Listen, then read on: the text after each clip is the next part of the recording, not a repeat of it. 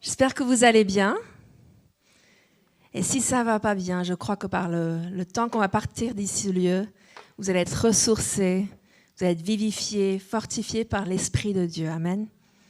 Parce que c'est lui qui vivifie, c'est lui qui vous accompagne alors que vous repartez. Désolée, je m'installe.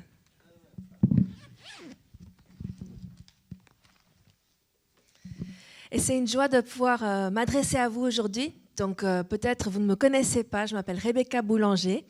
Mon nom de jeune fille, c'est Madan. Donc vous connaissez sûrement John et Laura Madan. Je les ai vus sur la photo là-bas, donc je les ai reconnus de loin. Ils vous embrassent bien, bien fort, ils vous saluent tous. Mon père m'a envoyé un message ce matin, il a dit « Tu les embrasseras bien fort, tu les salueras ». Donc ils pensent bien à vous. Et je vais les retrouver demain, on va aller à une conférence ensemble pour servir de Dieu. Donc je suis leur fille aînée, ils ont 2 enfants, Rebecca et puis Caleb. Et c'est avec grande joie qu'on a repris en fait l'église de mes parents avec mon mari en 2018. Donc on est les pasteurs maintenant de l'église Étincelle à Nice. Et c'est vraiment formidable de voir ce qui a été semé depuis presque 40 ans, parce que l'année prochaine, l'église fêtera 40 ans, et des choses ont été semées depuis 40 ans. On est en train de moissonner maintenant. Et on sait que ce n'est pas grâce à ce que nous, on a fait, c'est grâce à l'œuvre du Seigneur. Pourquoi ? Parce que c'est Christ qui bâtit son église. Amen. Et c'est vraiment une joie de pouvoir moissonner, de pouvoir voir du fruit qui demeure. Donc, c'est vraiment une grande joie. Donc, l'église vous salue. Ils sont en pleine célébration là maintenant. Et depuis dimanche passé, on est passé à 2 célébrations parce qu'on était plein à craquer dans le bâtiment. On était un peu en limite de combien de personnes on pouvait recevoir. Il n'y avait plus de chaises, plus de place assise. Donc, merci Seigneur pour la croissance. Mais surtout que chacune de ces vies sont des vies changées et transformées et touchées par la puissance de Dieu. Et ce que j'aime voir, en fait, c'est une personne qui vient d'une famille ou d'une culture, et en fait, ils sont convertis, ils sont baptisés, et ensuite, ils ramènent leur famille, leurs amis, et ça devient un grand mouvement de foule, mais chacune de ces vies sont touchées. Et c'est vraiment pour la grâce de Dieu. C'est ce qu'on voit dans les Écritures avec Lydie, n'est-ce pas ? Lydie et toute sa famille furent sauvés. Amen. Donc, voilà un petit peu qui je suis. Donc, je suis... Donc, mariée à Philippe Boulanger, que vous n'avez pas encore rencontré. Certains l'ont peut-être eu à Réma, parce qu'on est aussi enseignant dans l'école biblique Réma. On est diplômé de Réma Nice, qui va rouvrir en septembre dans nos locaux. Donc, on a hâte. Et j'ai pu enseigner ce week-end passé à Réma, Oron-la-Ville, donc sur la justice de Dieu en Jésus-Christ. Et qui nous sommes maintenant en tant qu'enfants de Dieu. Donc, c'était vraiment un super sujet. Mais j'avais un sujet qui tournait en moi pour ce matin. Ah oui, et j'ai 3 enfants, parce que je ne parle pas d'eux. Et j'aimerais dire combien je suis fière d'eux. J'ai Ella qui a 9 ans, Davina qui a 6 ans et demi et Ruben qui a 2 ans et demi presque. Et voilà, c'est une grande, grande joie. Donc, ils sont en sécurité. Ils ne sont pas là avec moi. Certains ont pensé qu'ils étaient là. Mais ils sont avec Philippe à la maison et il a appelé sa maman en renfort. Voilà. Et ma belle-maman, c'est une bonne Suissesse qui vient du Landron. Voilà, donc mon mari est franco-suisse et moi je suis américaine et anglaise, mais née à Nice et j'ai grandi à Nice. Donc, vous entendez un petit accent, mais dépendant avec qui je passe du temps, mon accent il fluctue. Si je passe trop de temps au Québec, je parle comme les Québécois. Si je passe du temps ici, je parle comme ici. Et voilà, c'est un peu aléatoire, mais bon, merci Seigneur que mon identité ne se trouve pas dans mon accent, mais elle se trouve en Christ. Amen. Amen. Donc, j'avais un sujet qui tournait en moi et j'avais à cœur de vous l'apporter. Et le titre de mon message, si vous prenez des notes, c'est « Ne pas abandonner Dieu dans l'épreuve ». Ne pas abandonner Dieu dans l'épreuve. Et la Bible nous parle à plusieurs reprises de tempêtes.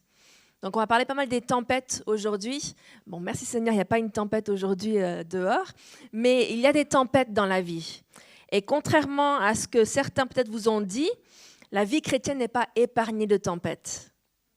Mais certains ont peut-être fait croire à des gens, venez au Seigneur Jésus, vous n'aurez plus jamais de soucis dans votre vie. J'aimerais bien vous le dire, mais ce n'est pas la vérité. N'est-ce pas ? Si vous avez été chrétien depuis un petit moment, vous savez qu'il y a des tempêtes dans la vie d'un croyant, n'est-ce pas ? La vie d'un disciple. Mais regardons ce que disent les Écritures.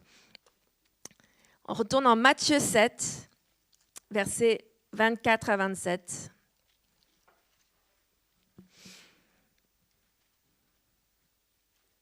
Donc, je suis une enseignante de la parole, ce qui veut dire que j'aime bien prendre beaucoup de passages parce que je ne veux pas que vous basez ce que vous croyez ou ce que vous recevez sur ce que moi je dis, mais je veux que vous le basez sur la parole de Dieu. Parce que c'est la parole de Dieu qui est la même hier, aujourd'hui, éternellement, qui sera avec vous quand moi je repars à Nice. Et c'est là qu'il faut baser sa foi. Amen. Peut-être que moi, je peux agencer des versets pour que vous compreniez de nouvelles choses, mais l'essentiel est là. Donc Matthieu 7, versets 24 à 27, il dit « C'est pourquoi quiconque entend ces paroles que je dis et les met en pratique sera semblable à un homme prudent qui a bâti sa maison sur le roc.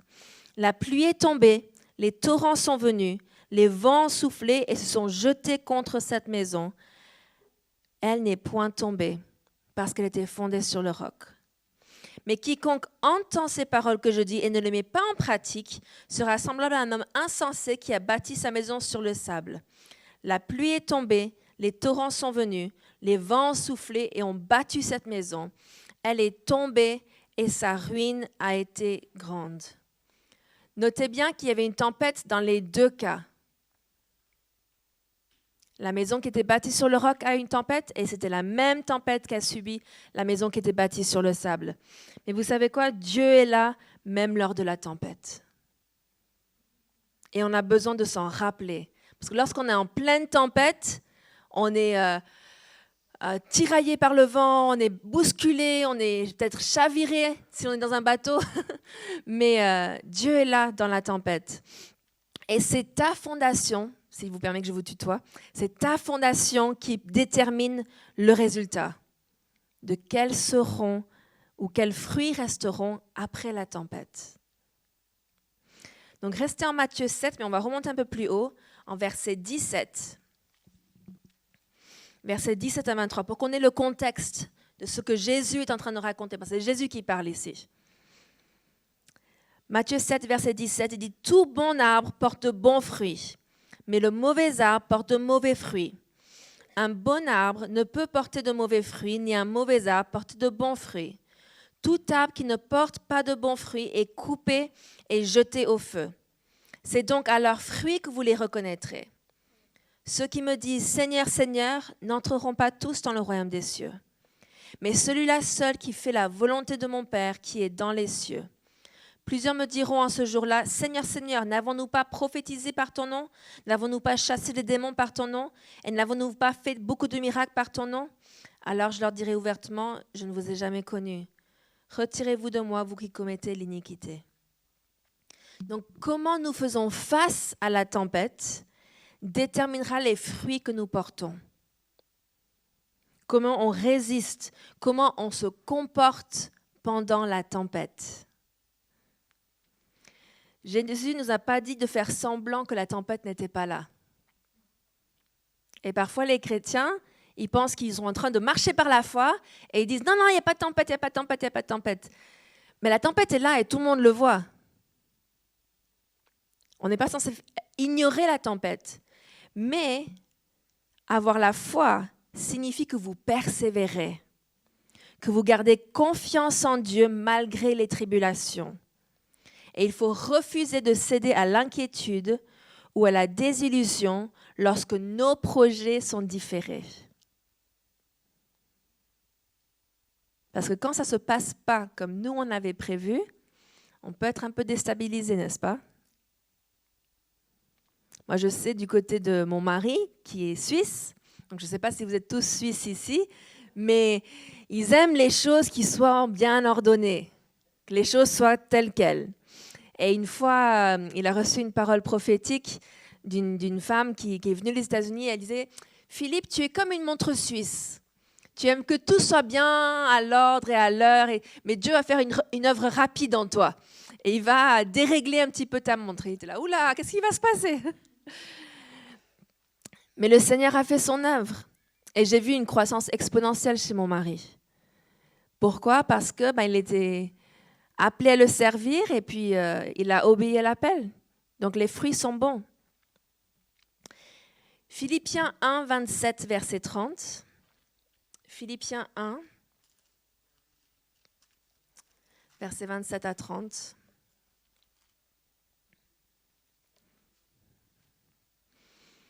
Il dit seulement, conduisez-vous d'une manière digne de l'évangile de Christ, afin que, soit que je vienne vous voir, soit que je reste absent, j'entends dire de vous que vous demeurez ferme dans un même esprit. Que l'on se revoie ici-bas sur terre ou que l'on se retrouve au ciel, qu'on puisse entendre les uns des autres qu'on a demeuré ferme. Amen. Combattant d'une même âme pour la foi de l'Évangile, sans vous laisser aucunement effrayer par les adversaires, ce qui est pour eux une preuve de perdition, mais pour vous de salut. Et cela de la part de Dieu, car il vous a été fait la grâce par rapport à Christ, non seulement de croire en lui, mais encore de souffrir pour lui, en soutenant le même combat que vous m'avez vu soutenir et que vous apprenez maintenant que je soutiens. Maintenant, il faut bien dissocier les différents types de souffrances, parce qu'on peut utiliser ce passage pour dire « Ah, mais je souffre pour le Seigneur ». Mais nous ne sommes pas appelés à subir les souffrances pour lesquelles nous avons été rachetés. Lors de la rédemption, lors du sacrifice de Jésus, nous avons été rachetés de la maladie. Nous avons été rachetés de la pauvreté. Nous avons en lui maintenant une nouvelle identité. Donc ce genre de souffrance, on n'est pas obligé de les subir. Et c'est important parce que sinon les gens disent « Ah, pauvre de moi, je subis. » Non, il y a certaines choses, il faut dire non, ça s'arrête là. Peut-être dans ma famille, ça a été toujours comme ça, mais dans ma famille maintenant, dès moi, ou à partir de moi, ça s'arrête. À partir de moi, il n'y aura plus cette malédiction de cancer, il n'y aura plus cette malédiction de maladie mentale, il n'y aura plus cela, et ça s'arrête avec moi. Amen. Hébreux 10, verset 32.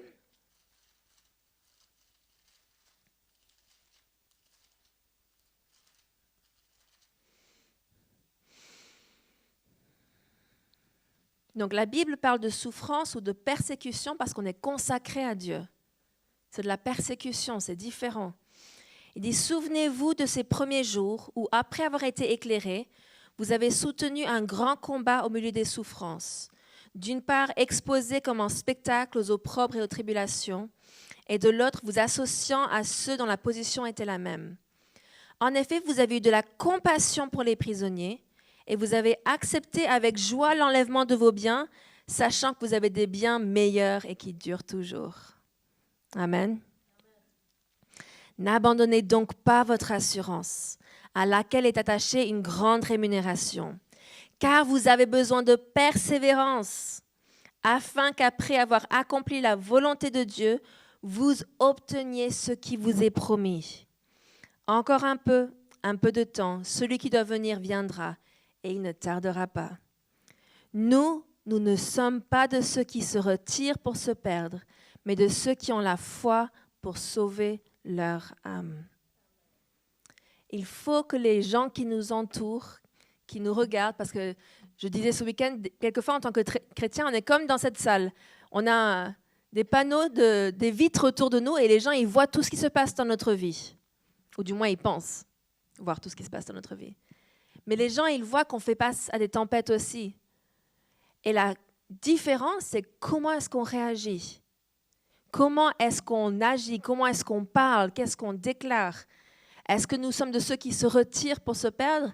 Ah, mais est-ce que leur foi en Dieu a vraiment résisté à cette tempête-là? Et les gens du monde se posent la question. Mais c'est dans la tempête que justement, il faut tenir ferme. Acte 14, versets 19 à 20, ils disent « Après avoir lapidé Paul, ils le traînèrent hors de la ville, pensant qu'il était mort. Mais les disciples l'ayant entouré, il se leva et entra dans la ville. » Donc moi, j'appellerais une lapidation une épreuve. Je ne sais pas vous. C'est une bonne tempête, hein? Mais il était entouré de personnes. Il était entouré de disciples. Et il y a un super livre de Tony Cook. Tony Cook est un enseignant de la parole de Dieu. Il s'appelle « Vaincre les tempêtes ». Et il est aux éditions Lettres aux Nations. J'ai un lien, je peux l'envoyer à vos pasteurs si vous voulez le trouver par la suite. Et il parle des différents types de tempêtes. Donc, il a écrit tout un livre, donc je n'ai pas le temps de parler de tout le livre, mais il y a différents types de tempêtes. Tempête à cause de votre obéissance, tempête à cause de la désobéissance, tempête à cause des autres peut-être. Et c'est différent, mais c'est très intéressant. Mais il parle d'un concept de fait d'être entouré de chasseurs d'orage. C'est des gens qui vont dans l'orage pour secourir les autres, pour former un cercle autour d'eux et les relever. Et peut-être vous entendez ce message aujourd'hui et vous dites « mais je ne suis pas en plein milieu d'une tempête ». Gloire à Dieu déjà. Mais je pense que tu en as déjà sûrement dû en traverser. Si on est dans la vie chrétienne, on a tous traversé les tempêtes. Donc cela veut dire que tu es équipé pour aider d'autres personnes à traverser leur tempête. Parce que nous sommes la famille de Dieu. On est là pour s'aider les uns les autres, pour grandir ensemble. Et il existe une grâce dans l'épreuve. On entend souvent de la grâce pour être sauvé, mais il existe une grâce dans l'épreuve. En 1 Pierre 4, je vous ai dit qu'il y aurait beaucoup de versets. 1 Pierre 4, versets 12 à 14. Mais j'aime comment la parole de Dieu, elle ouvre. On peut ouvrir les Écritures et puis voir ce que disent les enseignants dans la parole de Dieu. 1 Pierre 4, 12 dit « Bien-aimés, ne soyez pas surpris comme d'une chose étrange qui vous arrive, de la fournaise qui est au milieu de vous pour vous éprouver. » Aïe! J'aime bien le feu de cheminée, mais la fournaise, c'est autre chose. Réjouissez-vous au contraire, aïe, de la part que vous avez aux souffrances de Christ, afin que vous soyez aussi dans la joie et dans l'allégresse lorsque sa gloire apparaîtra. Si vous êtes outragés pour le nom de Christ, vous êtes heureux, parce que l'Esprit de gloire, l'Esprit de Dieu repose sur vous. Et parfois, on se sent en plein milieu de la fournaise. Mais il dit, prenez courage, réjouissez-vous au contraire. 1 Pierre 2, 19 à 20, 1 Pierre 2, 19 à 20 dit, car c'est une grâce de supporter des difficultés en souffrant injustement pour garder bonne conscience envers Dieu. Que c'est bon de savoir qu'il est le juste juge, qu'il est celui qui va nous juger à la fin des temps et qu'il nous rendra justice. Amen. Parce que des fois, on peut vivre sur cette terre et on dit, mais le monde dans lequel je vis, il n'est pas juste, il se passe ceci et cela, etc. Mais Dieu est le juste juge. Il dit, en effet, quelle gloire y a-t-il d'endurer des mauvais traitements si vous commettez des fautes? Mais si vous endurez la souffrance alors que vous faites ce qui est bien, c'est une grâce aux yeux de Dieu. Et on peut prendre l'apôtre Paul. L'apôtre Paul, c'est un exemple de quelqu'un qui a marché droit devant Dieu une fois qu'il était sauvé, n'est-ce pas? Il a marché droit devant Dieu, il nous a laissé une grande partie du Nouveau Testament, il a pu nous enseigner au travers des siècles grâce à ce qu'il a écrit, n'est-ce pas? Mais il a eu des vraies pépites, des révélations que nous sommes sauvés par le moyen de la foi, que c'est une grâce, c'est un don de Dieu, ce n'est pas par les œuvres et d'autres choses comme cela. Et il a dit, j'ai combattu le bon combat, n'est-ce pas? J'ai terminé la course, j'ai gardé la foi. Mais combien d'entre vous êtes d'accord de dire que l'apôtre Paul, il a vécu des tempêtes, des tribulations, des attaques, il a vécu des défis, mais Dieu lui a dit, ma grâce te suffit. Et je sais, lorsqu'on est en plein milieu d'une tempête, ce n'est pas ce que l'on veut entendre. On ne veut pas entendre « ma grâce te suffit ». On veut dire « Seigneur, enlève-moi de la tempête. Transporte-moi comme l'évangéliste Philippe en dehors de la situation et emmène-moi, téléporte-moi quelque part d'autre. » N'est-ce pas? Parce qu'on est des êtres humains et on ne veut pas souffrir.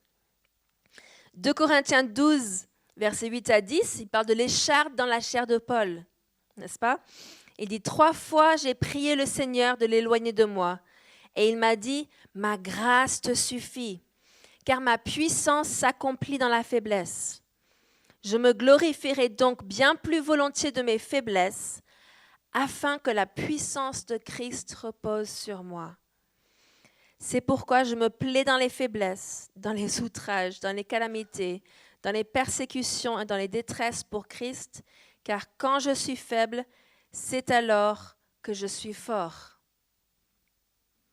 Et je ne sais plus exactement où, il faudrait que je vous retrouve la référence, mais il y a un passage où il cite toutes les attaques qu'il a reçues, les nombres de fois qu'il a été naufragé, lapidé, battu, etc.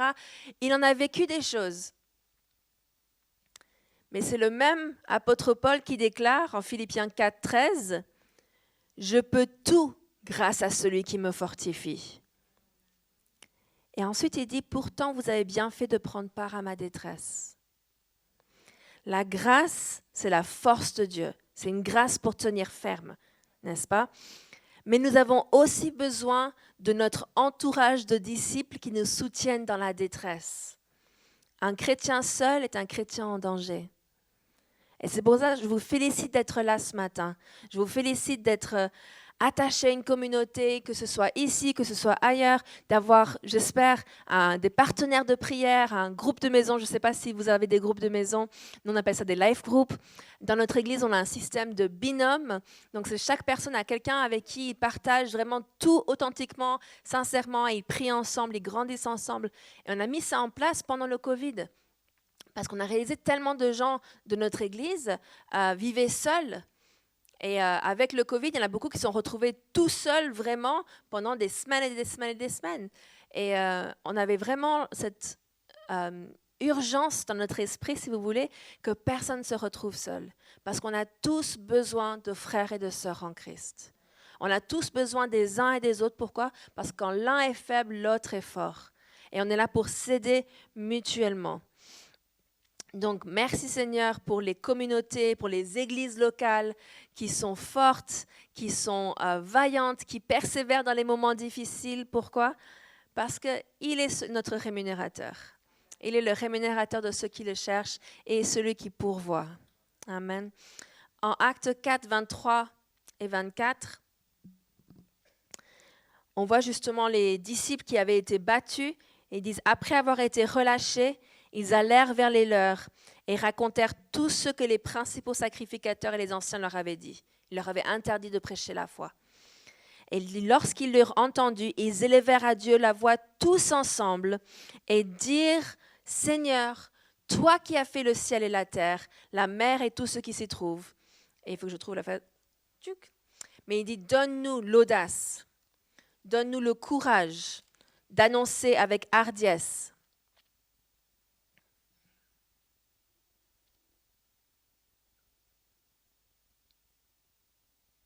Et maintenant, Seigneur, vois leurs menaces, verset 29. Et donne à ton serviteur d'annoncer ta parole avec une pleine assurance, en étendant ta main pour qu'il se fasse des guérisons, des miracles, des prodiges par le nom de ton Saint-Fils Jésus.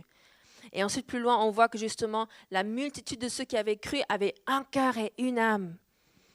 Et lorsqu'on fait face à une tempête, qu'elle soit personnelle ou qu'elle soit au niveau de la communauté, on a besoin de se serrer les coudes. On a besoin d'être ensemble et de persévérer ensemble et pas abandonner Dieu dans l'épreuve. Parce que quelque part, c'est une réaction, je dirais enfantine, mais Adam et Ève ont eu cette réaction. Quand ils ont fait une erreur, qu'est-ce qu'ils ont fait? Ils se sont cachés, ils se sont éloignés de Dieu. Mais ce n'est pas la bonne réaction. Lorsqu'il se passe quelque chose, il y a une tempête, ou il y a un défi, il y a un challenge, il faut se tourner vers Dieu, il faut courir vers Dieu pour qu'il puisse nous aider. Mais aussi, il faut courir vers nos frères et nos sœurs en Christ pour ne pas se retrouver seuls. Notre première réaction doit être de se tourner vers Dieu et les nôtres. Et il y a quelques années passées, donc c'était en 2020, on a passé par une tempête très sérieuse personnelle. Mon mari est sorti faire du vélo et normalement il sort, il fait 1 heure parce que vous savez il est suisse, donc il fait 1 heure et il rentre 1 heure plus tard. Et après on devait aller à l'église et c'était l'époque où il y avait encore les confinements, donc on filmait les célébrations à huis clos puis on les diffusait le lendemain matin, donc c'était le samedi. Et il n'était pas là, je me suis dit mais où est-ce qu'il est? Et il partait sans son téléphone, sans pièce d'identité, sans papier, rien. Voilà. Il est parti faire du vélo comme ça. Et tout à coup, je reçois un coup de téléphone de l'hôpital. Et c'est les urgences. Et ils me disent, Madame Boulanger? Je dis oui. Il dit, oui, c'est l'hôpital Pasteur, ça s'appelle l'hôpital Pasteur. Nous avons votre mari ici avec nous, aux urgences. Et je dis, mais qu'est-ce qui s'est passé? Il a dit, mais il a eu un accident de vélo Et il a un hématome à la tête, il s'est cassé la clavicule, il a des côtes fêlées. Et moi, j'étais là, oh là là, ok, Seigneur, qu'est-ce qu'on va faire? Et je dis d'accord, mais en fait, il s'est réveillé, il s'est rappelé de mon numéro de téléphone, il leur a donné mon numéro de téléphone, puis après, il s'est rendormi, quoi. Et donc, j'appelle mon père de suite, parce que j'ai les enfants, enfin, j'ai les deux, parce que je n'avais pas encore Ruben, j'avais les deux filles, et je devais aller à l'église pour filmer la célébration, et on devait changer qui allait prêcher, parce que c'est Philippe qui devait prêcher, etc. Et donc j'appelle mon père il dit « Ok, prépare des valises, vous allez venir dormir à la maison, comme ça vous êtes plus proche de l'hôpital, etc. » Et donc je réagis assez bien en situation de crise, sur l'instant même. Et j'ai vu mes filles, comment elles me regardaient, c'était un petit peu inquiète, donc je dis « Ok, je me ressaisis. » Je suis allée, on a filmé les célébrations, et après je me suis dit « Je vais aller le voir quand même aux urgences, voir comment ça va. » Parce que je me suis dit, il a une côte cassée, il avait des côtes fêlées, il a la clavicule cassée, il va être frustré, il ne pourra plus faire de la planche à voile, etc. Et je rappelle l'hôpital, ils me disent, non, ne venez pas ce soir, venez demain. Donc on regarde la célébration en ligne le lendemain matin, et puis moi je suis là en train de me tourner les pouces, parce que je veux voir mon mari. Et je ne sais pas exactement ce qui se passe. Et juste avant que je quitte la maison pour aller à l'hôpital, ils me rappellent, ils me disent « Écoutez, Madame Boulanger, on a fait un IRM, un scanner, et en fait, l'hématome au cerveau, il est beaucoup plus grave que ce qu'on avait cru. » Et en fait, c'était en train il y a du sang qui crée une masse, et c'était en train de pousser, mettre de la pression sur le cerveau. Il dit « Il faut qu'on l'opère d'urgence, donc ne venez pas. » Ouais, c'est ça. Donc moi, là, j'étais là. Au secours! Moi, je pensais juste, il a les clavicules cassées, il a une petite bosse à la tête, et puis c'est bon, enfin, il va s'en remettre. C'est pas la première fois qu'il se casse quelque chose. Et là, j'ai paniqué, et merci Seigneur, il y avait ma famille qui était là autour de moi. Il y a le reste de ma famille qui est venu de par les alentours, parce que j'ai des cousins, des cousins, des oncles et tantes et tout ça. Il y a tout le monde qui est venu à la maison chez mes parents, et on s'est mis à prier. On s'est mis à prier, on a contacté notre famille Réma aussi, parce que j'avais informé l'église juste que Philippe était tombé puis qu'il s'était cassé quelques petites parties du corps. Enfin, je ne savais pas qu'il y avait tout ça derrière. Et on a informé notre famille Réma de par le monde entier, parce que c'est une grande famille. Et on a commencé à prier et à déclarer. Et ce qui est tellement, pas drôle, mais maintenant je sais que c'était tellement fort, c'est que juste avant d'aller faire du vélo, Philippe a reçu un verset. Et il l'a reçu par révélation. Et il était tellement enthousiaste et tellement content. Et moi, j'étais à moitié endormie. J'étais là, oui, oui, chérie. Et le verset qu'il avait reçu, c'est « Tu vivras et tu ne mourras pas et tu déclareras les bienfaits de l'Éternel. » Juste avant de partir faire son tour en vélo. Et je m'en suis rappelée tout à coup quand on était en train de prier, et je l'ai dit à ma famille, je l'ai dit aux gens qui priaient pour nous, on l'a communiqué, on a dit, ça c'est le verset que Philippe a reçu juste avant de partir faire du vélo. Donc ils ont fait ce scanner, ils l'ont opéré. Merci Seigneur, l'opération s'est bien passée. Ils ont pu enlever, en fait, ils ont dû lui ouvrir le crâne. Hein. Donc, il a une très grande, le jour où vous le verrez, il a des cheveux, donc ça se cache un petit peu, mais on peut voir la grande cicatrice parce qu'il a 36 points au niveau de la tête. Tout ça pour dire, il s'est réveillé, et lui, il ne savait pas trop ce qui s'est passé. C'était juste rappelé d'être transporté d'un brancard à l'autre, mais le reste, il ne s'en rappelle pas du tout. Et il a senti combien la famille de Dieu était en train de prier pour lui. Il a senti la présence, le soutien des frères et des sœurs en Christ. Et moi, je l'ai senti aussi, parce que c'était vraiment défiant. Parce qu'on est les pasteurs principaux d'une église, donc il y a quand même toute une communauté qu'on doit diriger. Moi, je ne veux pas me retrouver du jour au lendemain à le faire sans mon mari. Je ne veux pas me retrouver du jour au lendemain à élever mes enfants sans mon mari ou à faire la vie sans mon mari. J'ai besoin de lui. Mais avant tout, je crois que le Seigneur a besoin de lui. Et donc, une fois qu'il était conscient, il a pu retrouver son mouvement parce qu'il ne savait pas s'il allait être paralysé de la moitié du corps à cause de où il était touché au niveau du cerveau. Il ne savait pas s'il allait perdre l'usage du langage ou s'il allait oublier une des langues qu'il parle, parce qu'il parle français et anglais couramment et quelques autres langues un petit peu comme ça pour se débrouiller. Mais et en fait, à chaque fois qu'il faisait quelque chose de nouveau, il y a tout le corps médical qui était là. Ouais! Parce qu'il ne savait pas. Et Philippe il était là, mais j'ai serré votre doigt, pourquoi vous vous réjouissez comme ça? Mais c'était tellement fort parce qu'il avait toute sa capacité. Et Et donc, on a vu la main de Dieu. Il est sorti de l'hôpital, il était 6 jours en soins intensifs, puis il a pu sortir, il a pu retrouver les enfants, parce que c'était la période Covid, n'est-ce pas? Donc, les enfants ne pouvaient pas aller le voir à l'hôpital, enfin, c'était assez compliqué. Et tout ça pour dire à quel point on a senti le soutien de la famille de Dieu. On a senti mais on avait cette promesse. Donc nous, on avait reçu une promesse personnellement, mais on a partagé cette promesse avec tous ceux qui nous demandaient qu'est-ce qu'ils pouvaient prier. On leur a dit, il a reçu ce verset, on se tient sur ce passage-là et on va tenir ferme.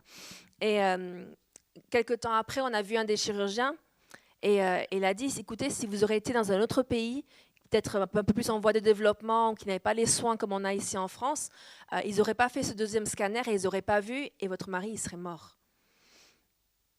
Et c'est là que tu te dis, ok, je dis merci Seigneur pour la France. Il y a ses défauts, mais merci Seigneur pour la France. Merci Seigneur pour les soins médicaux. Et on a pu remercier le chirurgien qui a fait l'opération, on l'a vu une fois. On a pu le remercier du fond du cœur et le bénir, et vraiment, c'était une grâce. Mais c'était impressionnant parce qu'on a déclaré qu'il vivrait et qu'il déclarait les merveilles de l'Éternel et qu'il vivra de longs jours. Et donc, c'est une promesse sur laquelle je me tiens constamment. Il s'arrive quoi que ce soit à un membre de ma famille, je dis non, ou une pensée essaie de me venir, je déclare non, ils vivront de longs jours. Amen. Et donc, on a refait des scanners et il n'y avait plus rien. Plus aucun hématome, plus aucune séquelle. Il a pu tout récupérer, il peut conduire, il a recommencé à faire du vélo, il fait de la planche à voile, il fait du surf, il fait tous ces sports qu'il aime faire. Mais avant tout, il a vraiment été un témoignage de justement de tenir ferme dans l'épreuve. Mais il fallait que le reste d'entre nous, on tienne ferme aussi. Et c'est dur quand tu vois un bien-aimé qui passe par une épreuve difficile. Mais Dieu vous donne la force nécessaire, il vous donne la grâce nécessaire pour tenir ferme dans l'épreuve. En Romains 5, versets 1 à 5, j'ai juste 2-3 versets et puis je vais conclure. Romains 5, versets 1 à 5. Il dit « Étant donc justifiés par la foi, nous avons la paix avec Dieu par notre Seigneur Jésus-Christ, à qui nous devons d'avoir eu par la foi accès à cette grâce dans laquelle nous demeurons fermes. Et nous nous glorifions dans l'espérance de la gloire de Dieu. De bien plus, nous nous glorifions même des afflictions, sachant que l'affliction produit la persévérance, la victoire dans l'épreuve, et cette victoire l'espérance. Or l'espérance ne trompe point, parce que l'amour de Dieu est répandu dans nos cœurs par le Saint-Esprit qui nous a été donné. Et puisque c'est une grâce, je peux y accéder par la foi. La prière fervente du juste a une grande efficacité. Amen.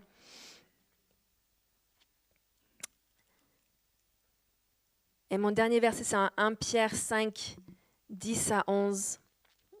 1 Pierre 5, 10 à 11. Qui dit « Le Dieu de toute grâce, qui vous a appelé en Jésus-Christ à sa gloire éternelle, après que vous aurez souffert un peu de temps, vous perfectionnera lui-même, vous affermira, vous fortifiera et vous rendra inébranlable. À lui soit la puissance au siècle des siècles. Amen. Amen. » Donc, si tu es dans une épreuve actuellement, si tu es dans une tempête, entoure-toi des bonnes personnes. N'en parle pas à n'importe qui non plus. Parce que des fois, on raconte à tout le monde tout ce qui se passe, mais il faut en parler aux bonnes personnes. Des personnes qui croient fermement comme toi que ça va se résoudre, qu'il y a une solution, que Dieu est roi. Il règne. Mais nous avons notre part à faire. Amen. Donc, cherche la face de Dieu. Tiens ferme dans ta foi. N'abandonne pas Dieu. Amen. Et j'ai eu cette parole que j'avais reçue, c'est le fait de « Ah, mais il faut que je souffre en silence. » Mais ce n'est pas biblique. Mais des fois, on pense qu'on est bien humble, on est des bons chrétiens, des bons disciples si on souffre en silence. Parce que pourquoi ? Même Jésus a demandé que les disciples prient avec lui et veillent dans le jardin de Gethsémane. N'est-ce pas ? Donc si Jésus lui-même a demandé la prière alors qu'il souffrait, à combien plus forte raison nous on a besoin de la prière et du soutien de nos frères et nos sœurs. Donc, et si tu n'es pas actuellement dans une épreuve, regarde autour de toi. Qui peux-tu aider à traverser une épreuve? Quelle épreuve as-tu déjà traversée? Quelles leçons est-ce que tu as apprises? Comment tu peux aider? Pourquoi? Parce qu'il y a de la puissance dans notre témoignage. Et c'est pour ça que j'ai témoigné de l'accident, mais surtout de la guérison et le rétablissement complet de mon mari, parce qu'il y a la puissance dans le témoignage. Et je crois que peu importe les tempêtes auxquelles vous faites face, et peut-être les situations semblent terribles, mais Dieu peut agir et il veut agir. Pourquoi? Parce qu'il vous aime. Il a un plan pour votre vie et il veut que vous soyez libres. Il n'a pas dit que vous n'aurez pas de tempête, mais il a dit qu'il serait avec vous dans votre barque. Amen. Amen. Vous voulez bien vous lever, on va prier? Ça va si on prie? Oui. Ok. Après, tu vois ce que tu veux faire. Ok. Seigneur, je te remercie pour mes frères et mes sœurs ici présents. Père, je te remercie parce que tu agis dans les cœurs, tu parles à notre esprit, tu nous montres la vérité. Et la vérité, c'est que nous ne sommes jamais seuls. La vérité, c'est que tu nous accompagnes en plein milieu de la tempête, en plein milieu de l'épreuve, en plein milieu de la fournaise. Tu es là, présent avec nous. Et Seigneur, je te remercie parce que je crois que mes frères et mes sœurs vont traverser la tempête actuelle qu'ils passent. Ils vont traverser à l'autre bord du lac. Ils vont sortir de la fournaise ardente. Et ce sera comme s'ils n'ont jamais même été cramés. Ils n'auront même pas l'odeur du feu. Et Seigneur, merci parce que je crois que tu agis avec puissance. Je te remercie pour cette église locale. Je te remercie pour l'église Béthanie. Merci Père pour un corps local fort qui est ancré en toi, ancré en ta parole. Et Seigneur, je te remercie pour des frères et des sœurs qui peuvent s'aider mutuellement à grandir spirituellement, à aller de l'avant, mais aussi s'entraider quand les temps deviennent difficiles. Père, je te remercie parce que tu agis avec puissance. Mais Seigneur, je te remercie parce que tu laisses la balle dans notre camp et nous devons mettre notre foi en action. Donc Père, je prie que chacun puisse tenir ferme dans l'épreuve. Tenir ferme et ne pas s'éloigner de Dieu pendant l'épreuve, mais tenir ferme et aller de l'avant avec Dieu et en Dieu. Dans le nom tout-puissant de Jésus. Amen. Amen.